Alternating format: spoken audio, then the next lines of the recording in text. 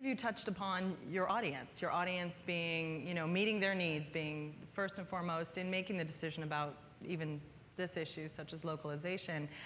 In building audience, how important is it to get to know them, and how do you get to know them so that you can meet those individualized needs? I know that's a real sweet spot for the FT, because that really underpins our entire consumer strategy.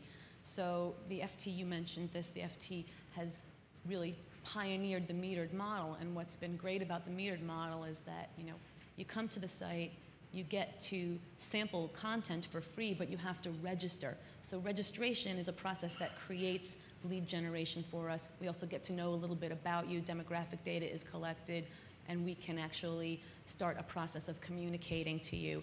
You then get 8 articles, and then you're asked to subscribe. So we're moving you through a value chain. You're actually receiving more relevant information, more relevant content, more relevant communications, because we're now viewing your web analytics information and your demographics, and we're seeking to create a real one-to-one relationship with you. It's virtual. And then what ends up happening is that you become more and more valuable to us as a customer, but more importantly, we're bringing more value to you at the same time. So if we retain you, you're likely advocating for us as well in the social space. That's how the FT is now generating over 4 million registrations and over 250,000 subscriptions. Well, I think we'd all like to put up registration walls and ask people to tell us all about themselves, but you can't necessarily ask, too much of people, make the wall too high, the hurdle too high. How do you set that? How do you set the point at which you then allow them to have their first taste of your content? There are lots of tools now available to you where you can really do multivariate testing on your site. So you can actually be gauging decisions like how much information to collect, where are you losing a customer in the given process, how can you retain them, to test a few different opportunities at the same time. We utilize tools like Optimost, which is an autonomy tool.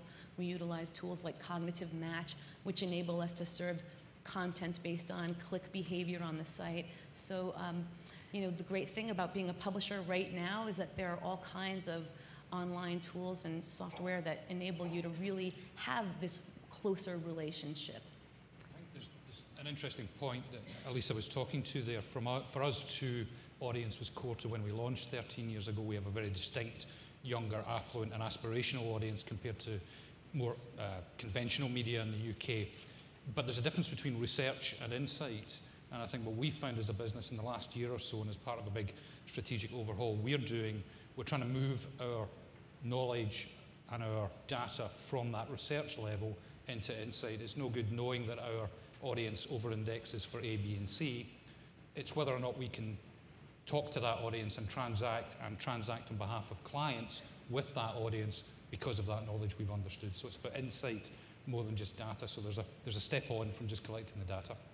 Through the collection of the data, you can actually create predictive models which allow you to communicate in that one-to-one way. And in that respect, VFT's been able to really lift conversion rates. So issues like how much data to collect, where and when, becomes an iterative process. You can always be evolving it.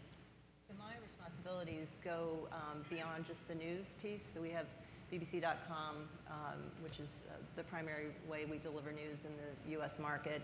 We have BBC World News, the channel, which will be over close to 15 million homes by the end of this year.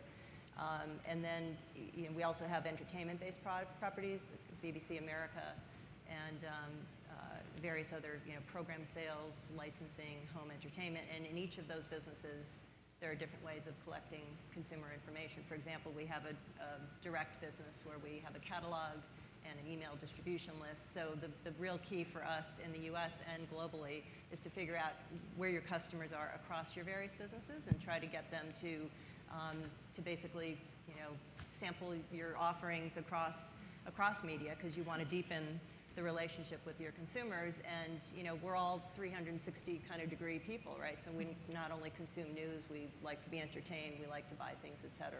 So we're setting up eCRM kind of metrics and tracking and connectivity with Facebook and a lot of the social media to really understand where our audience goes and how they consume media and what they like, so that we can individualize the offerings for each of them, because there are more hardcore news customers and then there are more entertainment-based customers, but we want everybody to consume all pieces of what the BBC has to offer. So one of the things you specifically mentioned there was that social component, and I know this is very much a topic for Eric.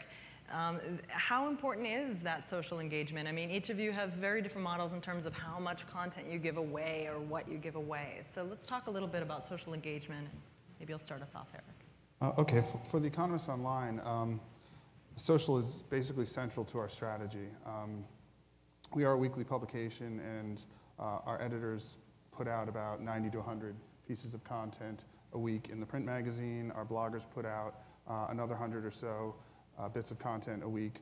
Our readers contribute more than 1,000 bits of content a day. So for a publication of our size, that amount of publishing activity gives us a scale that we could not achieve by simply increasing our editorial staff. We'd kind of go under before we, in trying to get page views that way. I think what we've also discovered in that is that our customers become our best advocates. So we have the ability to share via Twitter, via Facebook. We have very healthy communities there. I think there are about 800,000 fans of us on Facebook and well over 1 million followers on Twitter. And the traffic coming back from those referrals is now getting close to 10% of our overall site traffic. So it's become a real driver for growth. And something we didn't have 2 or 3 years ago. This kind of plays back to the original question in how important is knowing your customers. And when we first kind of went into the social space, we found that there was already a community of Economist readers that had assembled by themselves, self-organized, of about 40 or 50,000 readers. And we came into them not saying, oh, we're the Economist, we're going to take this over. We came in and we started to ask them, what are the types of things that you want to see from the Economist for your community? And we did develop things like widgets on the page that highlighted content.